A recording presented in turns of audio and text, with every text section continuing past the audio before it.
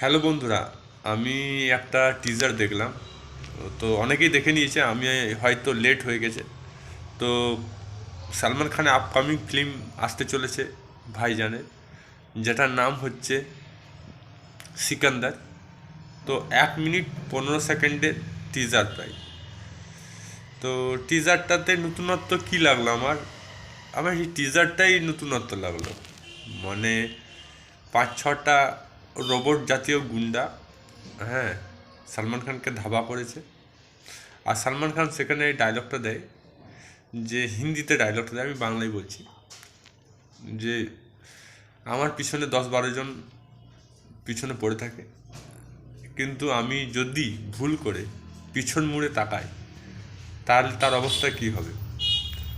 তো এই ইউনিক ডায়লগটা শুনতে আমার খুব ভালো লেগেছে। কিছু হোক না হোক, এই সালমান খানের সিনেমা হোক বা মিঠুন চক্রবর্তীর সিনেমা হোক, মানে বাংলাতে মিঠুন চক্রবর্তী আর হিন্দিতে সালমান খান, কিছু হোক না হোক বাতেলাবাজি খুব করে।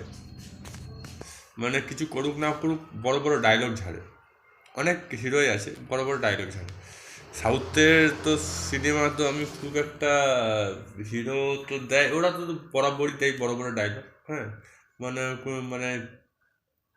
কোনো ব্যাপারই না, চুটকি ভরকা কাম। তো সেটা বাদ দিচ্ছি, এটা মার্চ মাসে রিলিজ হবে, সিনেমাটা হিটও হয়ে যাবে, কারণ তার একটা ফ্যান ফলোয়িং প্রচণ্ড পরিমাণে আছে, সে ব্যাপারে সন্দেহ নেই। আমার যেটা লাগলো, সেটা গল্প তো বুঝতে পারলাম না, তবে যেগুলো উইকিপিডিয়াতে গিয়ে যেগুলো দেখলাম, সেগুলো হচ্ছে ভালো ভালো অভিনেতা আছে।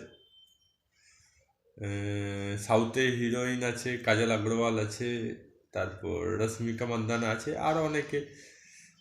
আর যে ডিরেক্টর, এই ফিল্মের ডিরেক্টর, সেও মুরগান, সেও দক্ষিণ ভারতের। তো কোনো হয় রিমেক বই হবে, না হলে নতুন বই হবে, দেখা যাক কী বই হবে। তো আশা করছি ভালোই হবে।